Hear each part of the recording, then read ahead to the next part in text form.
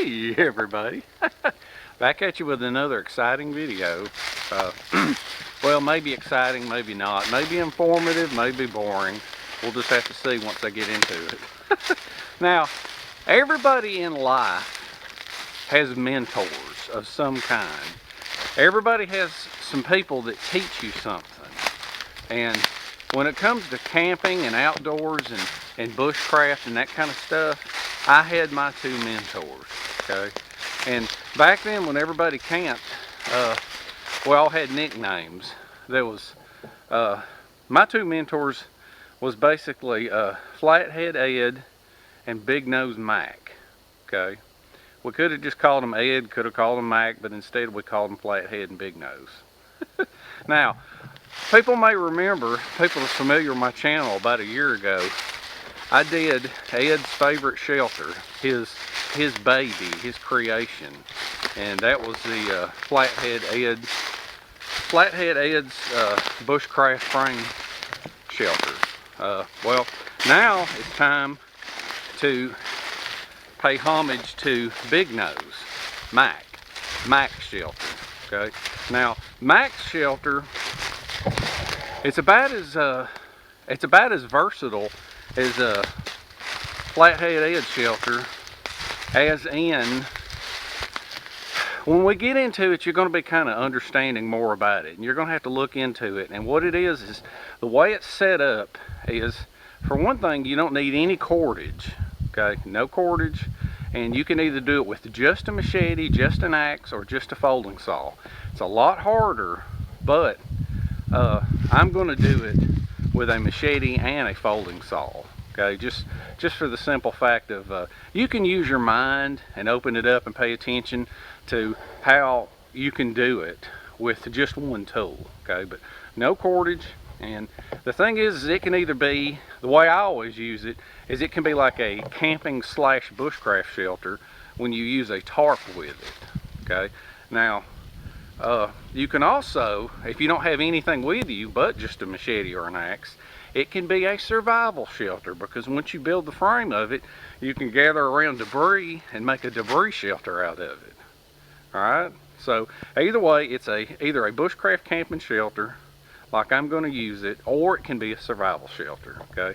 And I'm going to show you step by step how to do it. And I have found the right place. Right here behind me is the perfect start, okay. This is what you want to start with, is a batch of trees right here that are pretty close together. All right, so I'm going to leave it at that. We're going to start here. I'm going to drop everything, and then I'm going to head on over there. And what you got to do is you need three pretty big logs. One of them is going to be a long log. One of them is going to be about head high. No, two is going to be about head high. You'll understand more as we get into it, okay? All right, another thing about this shelter is it's a multi-use shelter too, because you can sleep in it and you can cook right out in front of it, and you can also use that fire to heat the inside of it, okay? So you can sleep in it, cook in it, eat in it. It's a multi-use shelter. Now, if you're in bear or large predator territory, you absolutely do not under any circumstances want to cook and eat in your shelter. I know some people's done it on TV, but to me that's still kind of risky. You want at least, I don't know, at least 100 yards away if you can, cook in a separate shelter. I don't have to worry about bears here in the winter time at all, because all we have here is black bears. It's not a big deal. All right, now in this pack, we're going to go through it, what's in it later on, but this entire pack is 22 pounds. Okay, it's everything I need to spend a few nights out in the woods and enjoy myself out here.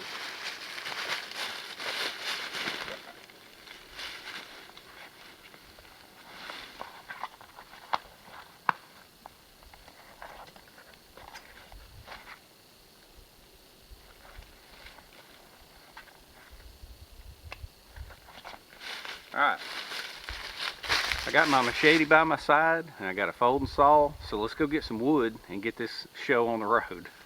Now I found a tree right there that's down but it's not on the ground. It's dead, it's dry. As long as it ain't rotten, I'm gonna go and I'm gonna cut something in the neighborhood of like 10 feet off of it. That is, if one end of it will lift up, then I'll just lift up that one end and drag it out a little bit and make sure it's not too rotten, and then cut it off somewhere in the neighborhood of like 10 feet.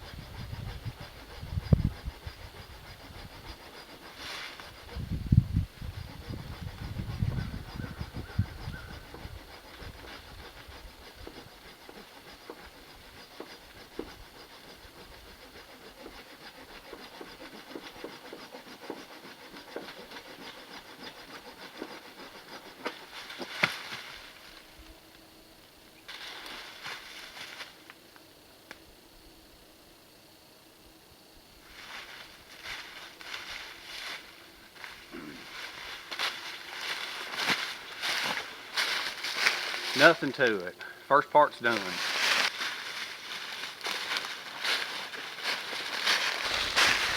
Now all you got to do is drag the tree up and shove it in between them trees.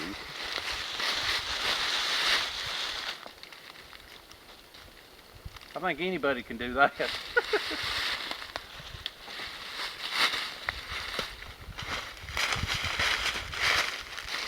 Now the next part, it is tricky, but it isn't tricky. You can do it with a machete or a saw, but you have more control with a saw, so I'm going to show you how to do it with a saw. The next step can be a little tricky, but there is a trick for making it easier. What you want to do is whatever tarp you're going to use,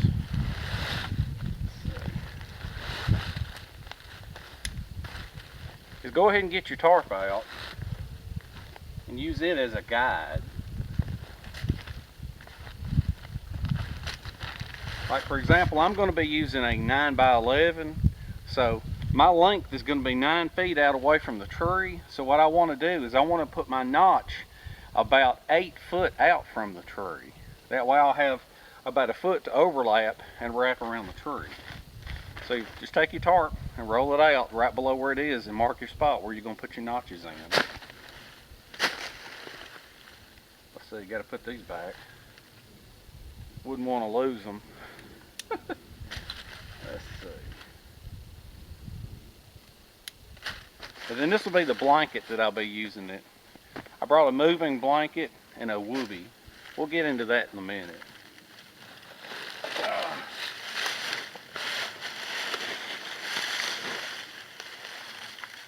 So what you want to do is when you're packing up everything, make your tarp to where when you unroll it, it'll be the shorter length. Like this is a 9x11. When I roll this out, that's my 9 feet. So you bring it up, touch this to the tree, and then at the end you come back about a foot, and that's where you put your notch.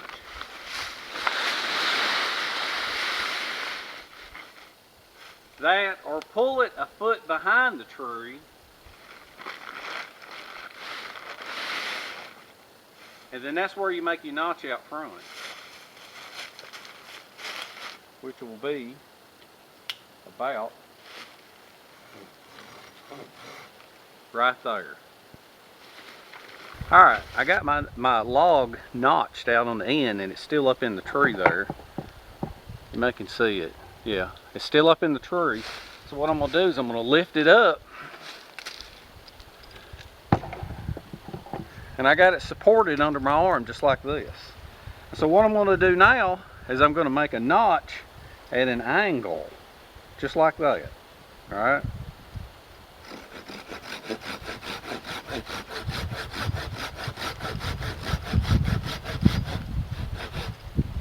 see, it just spun on me. You don't want that to happen.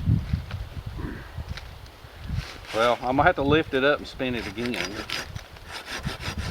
You may wind up having to do more notching to this.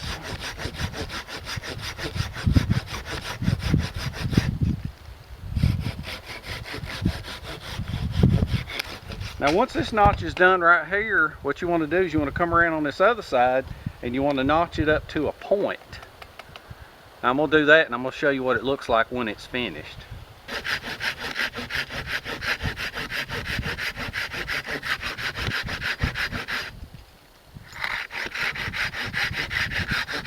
Alright, there. And what you have here is you have a notch on this side and a notch on this side.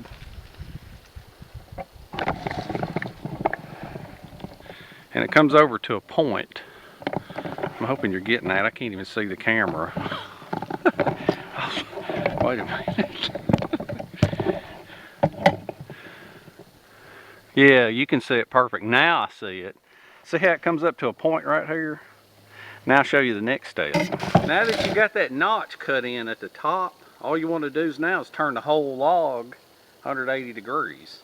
Because now it's very hard to saw it underneath. That's why I go ahead and saw it to a point and then turn it upside down.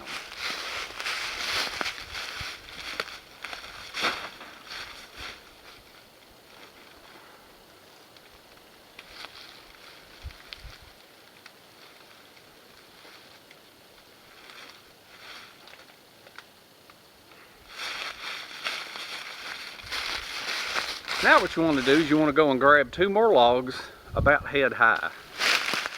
Now I'm back over here where a part of that dead tree was laying down, and I think this is a big enough diameter that I can use part of this one.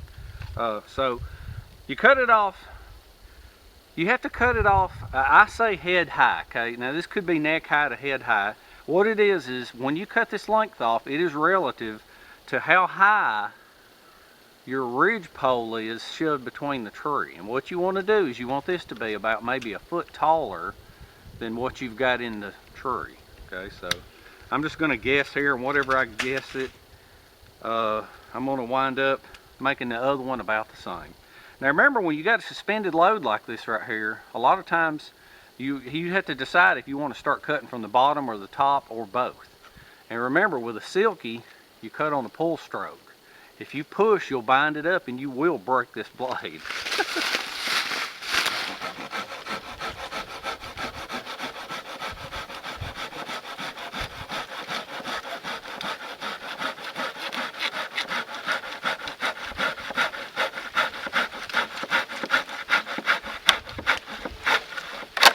There you go. No problem, no bind, cut from the bottom up. Now I'll take this and I'll find another one and I'll judge from it and cut the same height as this one. It looks like this is going to be about neck high. Now that's pretty close to head high. I judged it pretty good. I guess I've cut so many of them. Neck high, head high, chest high. I guess I can just judge it. Alright, let's go grab another one. I think I found my other one. It's that dead one right there. If I can pull it down, it's leaned up in them trees right there. Let's see if I can do that.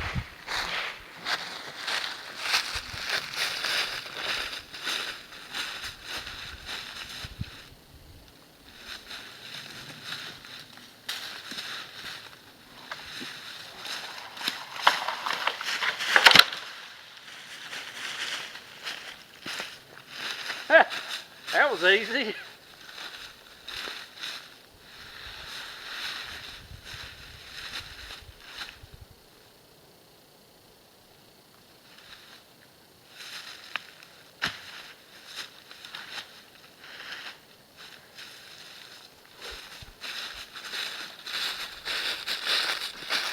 That's on the ground. I just go and saw it to match the other length.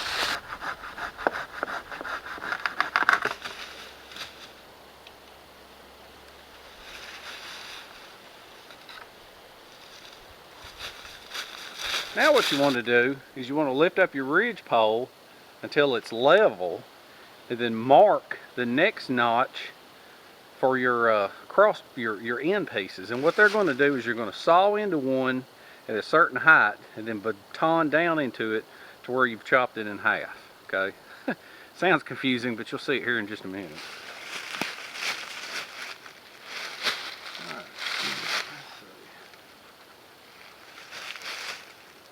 Sometimes you want to look for the natural split in the wood. So, we'll raise that up where it's about level. I'm going to mark it about right here. Alright.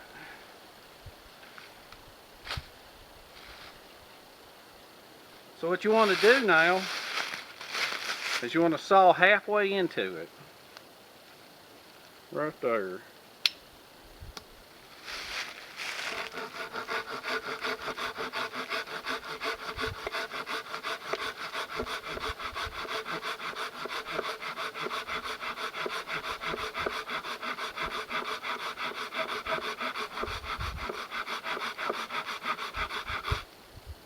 Now, once that's sawed halfway in two, what you want to do next is shove it up against a tree.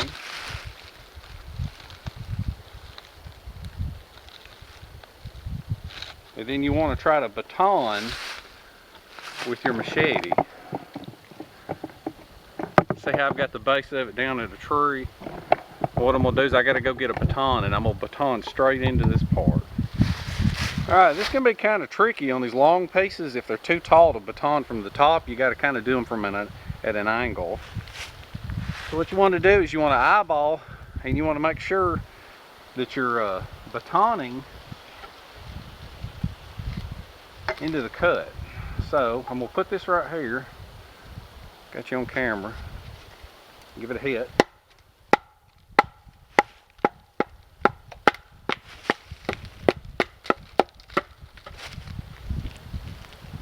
Looks like it is. There it goes. Alright. I don't know if I got that on camera or not, but this is what it's supposed to look like. There's a tree in the way. You batoned it in half. So what you do now is you just stand this thing up. You'll stand it up and you'll mark the other one to it, and you'll baton it too so that you've got a half of one. Now this left a little piece right here. So what I'm going to do, I'm going to trim this up just a little bit, kind of flatten it out good.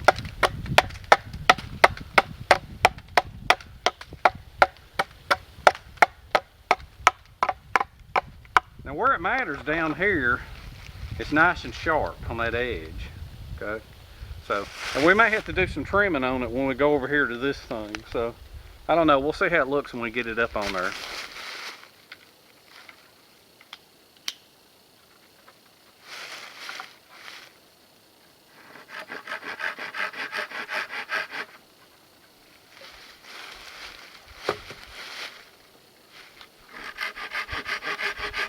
This is the part where it comes very clear why I put those notches in the underside of it the way I did, okay? Because the underside of it, what it's going to do is it's going to cradle when you cross these two together. Alright, see these notches we put in them? These are made to cross over just like that. Okay, they're going to hold flat against each other. Now, they're not going to need any cordage whatsoever like this, because once they get put together and they set against each other on these flats, the V is going to wedge this side and this side. So now all you got to do is walk under there and lift the log up and slide these under. I'll see if I can do it on the back side so you can see how I'm doing it on camera, because usually I do it from the end.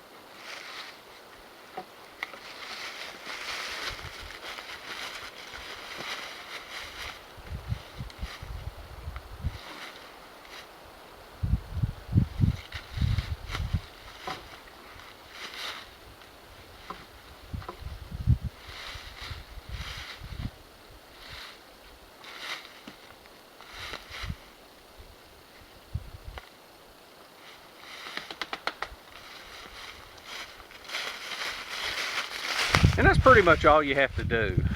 Cross them and then set that ridge pole inside it, okay? I'll take it apart and I'll show you one more view from the other side, because I usually do it from this end. Alright, walk up, you've got the two here. Pick it up. Put it on your shoulder. One that way.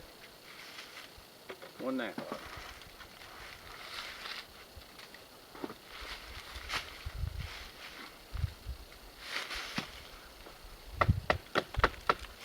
that's it.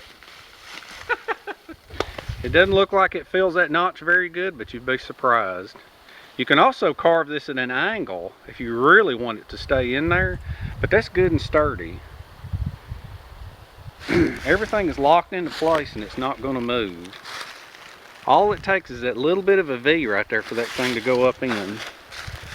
Now this one fits a little bit better. It's gone up inside the notch.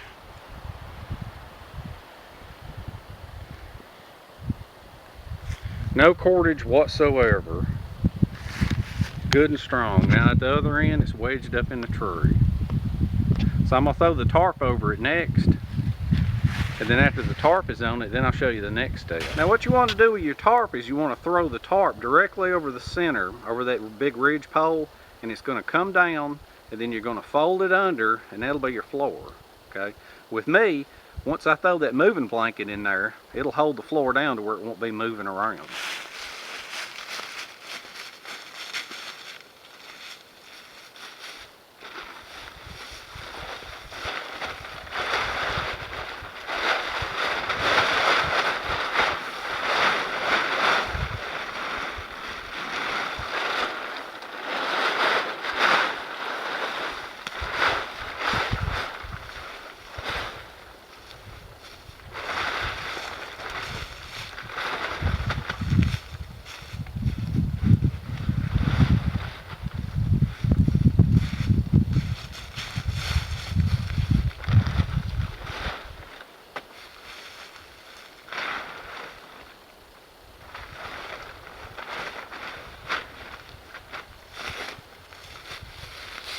Now as you see, if you have a separate floor, what you can do is you can tie it off on the ends right there, but I don't have cordage. I'm just going to lay sticks up against it.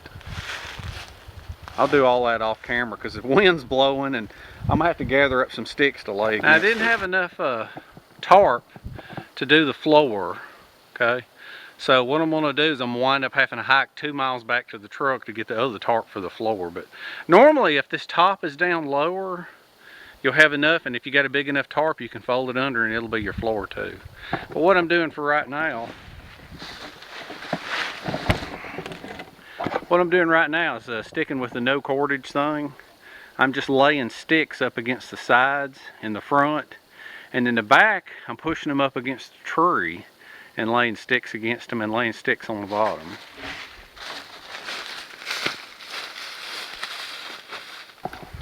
You can see right here how I have it. I have the tarp leaned up right there and the tarp leaned up right here. And then I got some sticks laying down there. Now I'm going to show you the back view there, how I kind of seal the back off. The back side, instead of coming all the way out at an angle like I did the front, the back side is going to slowly taper back towards the tree to kind of block the wind from coming in.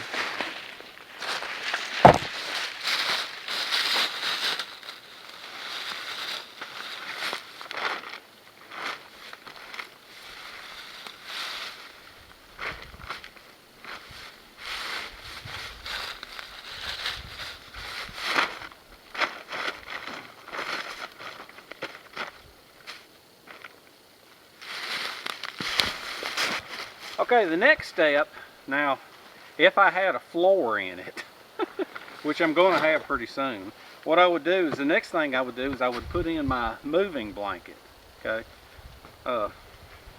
It's funny, this is a bag that I made out of an old pair of pants legs. Pull that out.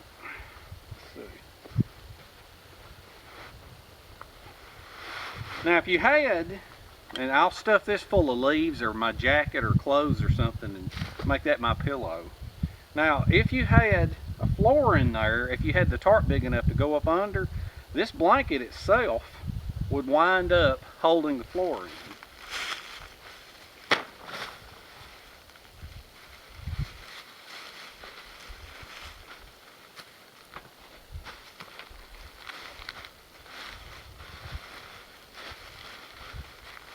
Now if you knew for a fact that it wasn't going to rain, you could just sleep on that.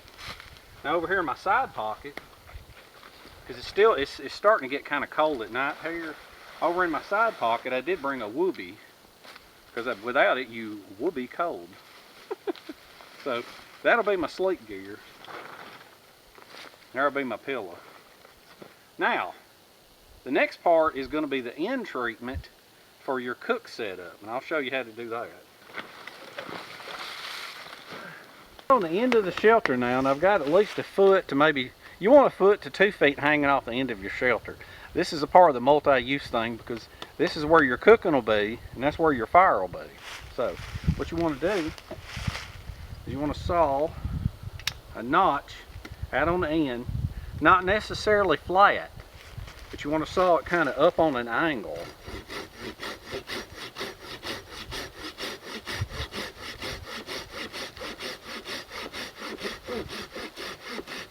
Just like that. And then what you want to do, and this is also a testament to how strong your shelter is. Whenever you go beating on the end of it, you want to, instead of batoning a little bit flat, you want to come up at an angle. You want to come up at just a little bit of an angle like that. And see, if your shelter don't fly apart, that's a good thing. Now what you want to do, let me move the camera so you can get an end view. Now what you want to do, I've got that angle going that way. Now what you want to do is you want to come over here and angle back in this direction. So you want to get down here. Instead of sawing straight, you want to saw at an angle. Just like this.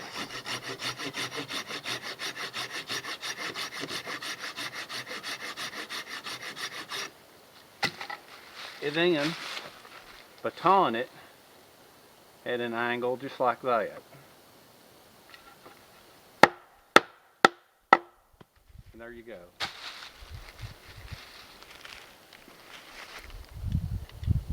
You're now looking at the end of the shelter, and if it didn't baton cleanly, what you want to do, kind of give it a little bit of a trim. So that you got a nice sharp edge right here. So what you got now is you got an angle going up this way. This is 90 degrees, this is flat. You got an angle this way, and then this is straight, well you got it at an angle this way. So you got a point offset. Now, I'll show you the next step. Next thing you want to do is find you a stick about chest high, and that's going to be your cooking stick that's going to hang off the end of your shelter, okay? Hence the multi-purpose. Alright, I found one over here still got the bark on it, it's still standing up, but I think it's still solid.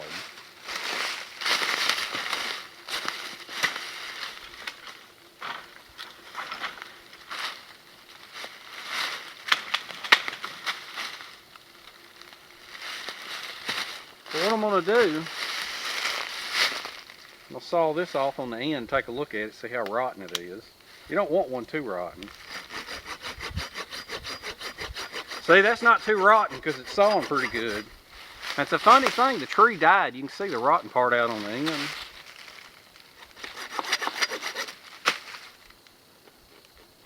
And see if your fingernail won't scratch it, it's some good stuff. So what I'm going to do now, about chest high.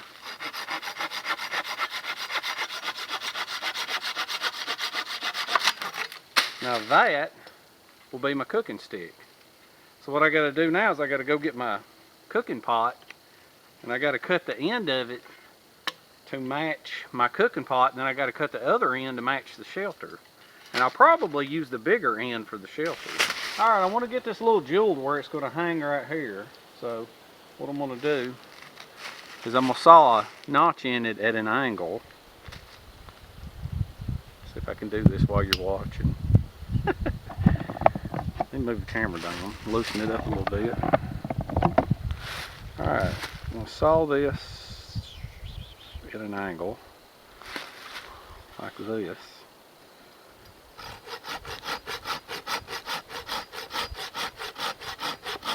About halfway.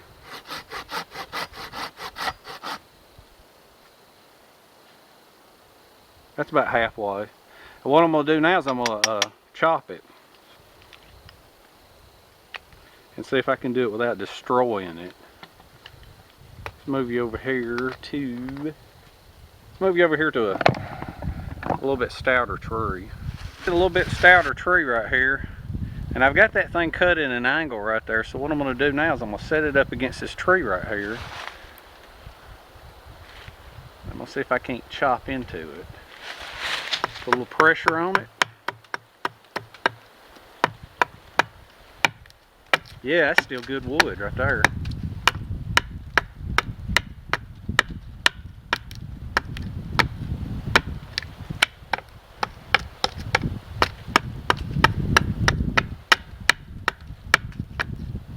See, if you was using something too rotten, you wouldn't be able to do this.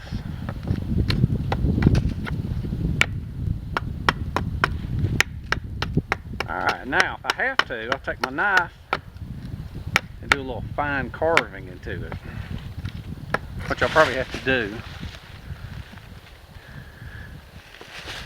You get the basic idea. Alright, let's see. Let's go see if it hangs on. For sure it's not going to hang straight on it. Yeah, it ain't. What I'm going to have to do now, this old water stuff up inside it, I'm going to have to carve it out.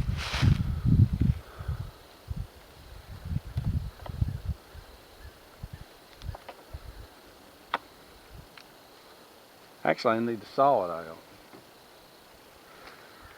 I left a piece in there.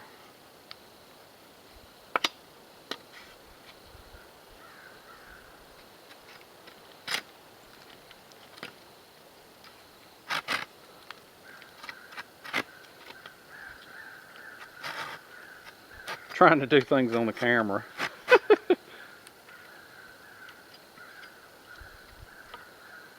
Oh, I can just set it right here and do it.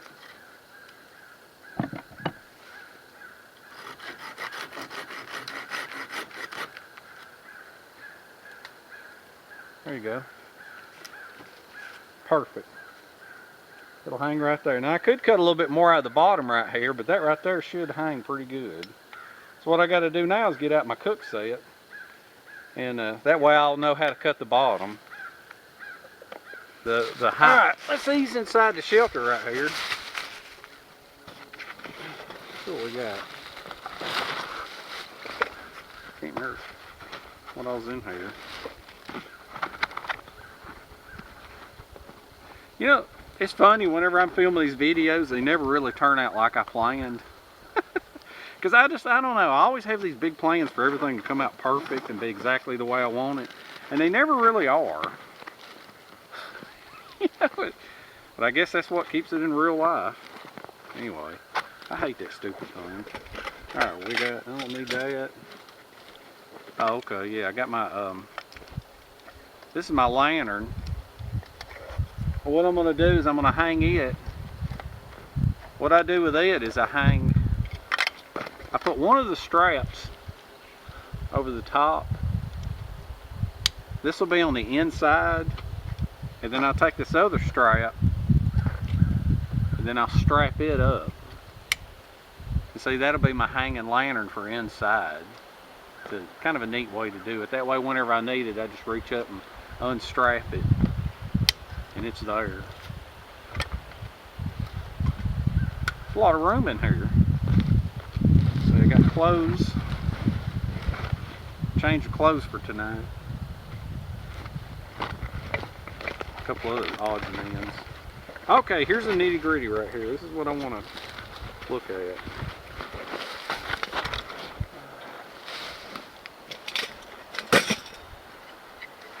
Let's ease down here a little bit so we can take a look. Alright, what I have here is, this is my cook kit for tonight.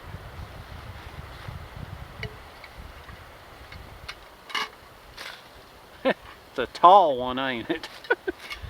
It's a very, very tall one. Now this is a kind of kit, it's pretty neat, because what it is you boil water down in the bottom, and then up inside here you can cook food. Oh look, I got a little yogurt for a snack. Set that to the side. This is pretty cool because you can put your food in here and this lid fits on it very tightly, and then you can just set it on top and then the boiling water will cook the food. Alright, we've got rice, some coffee cup. Oh, here we go. Some sugar, some creamer, some more coffee. And look at that. That's for you, Dennis. Oatmeal. I didn't forget you. Oatmeal for Dennis. Alright, I had to do that. Let's ease back down. Okay, now here's my hanger for it. It hangs on these sides, and what you do is this thing goes on the inside, and this thing goes on the inside, and then that is how the pot hangs. Alright. Now you can use that part, or you can just use it as a lid. Let me get it apart. You can just use that as a lid. That's probably what I'll do at first. I won't even use this thing. I'll probably make the oatmeal separate, and then I'll make the water separately, and then I'll make the coffee, and then the oatmeal. So now, next part up. Oh! Next part up, what we're going to do is we're going to get the height for our cook kit. Alright, this will be here. I'm going to have this probably about right here. Right here. So my notch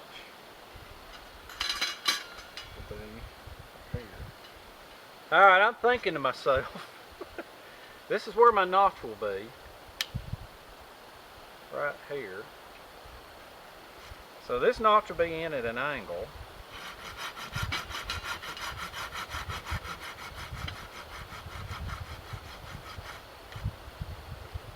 I'm going to put a couple of notches in it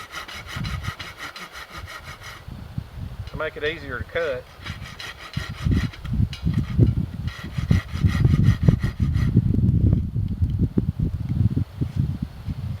Alright, let's see if I can do this without destroying it. Now if you'll notice, I didn't cut the length of it off before I got my notch done, because a lot of times if you cut this off and you leave just that little piece, you stand a chance on breaking it off. So you want to do your notch first before you cut this part off, okay? Because you stand a better chance of not destroying it.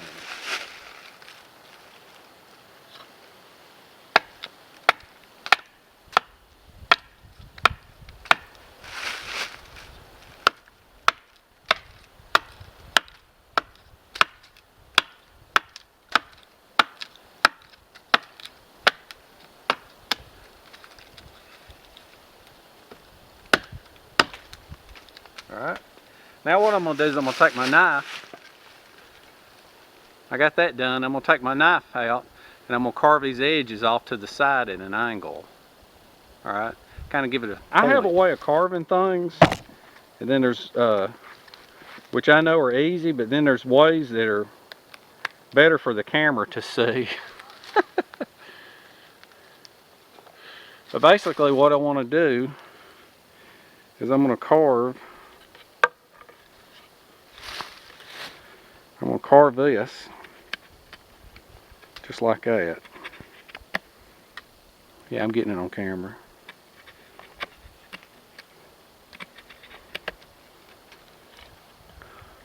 Still there, yeah.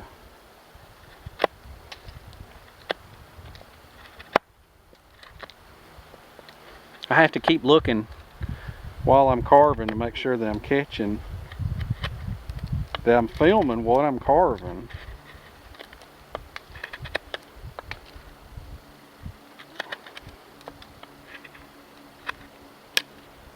Alright, that ought to be it right there. See, now I have like a kind of a angle coming up. A little bit more right here. Alright, see, now all I got to do is take a saw and saw it off about right here, and I'll be ready to go. I just spent like 30 minutes hunting for rocks. Windy days like this makes me very, very nervous on having fires, especially in front of the shelter. And so I'm trying to gather up as many rocks as I can. And I haven't even got the firewood cut up yet. So I'm gonna gather up a few more rocks. I gotta find more, or I ain't gonna have a fire, not in this kind of wind.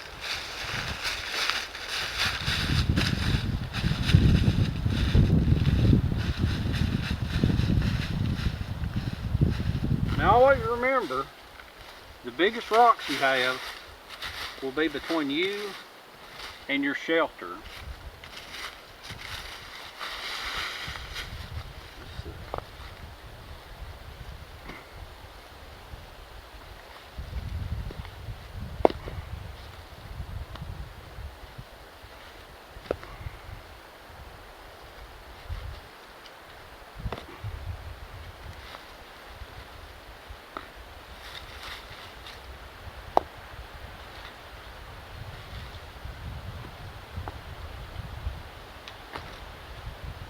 That ought to do.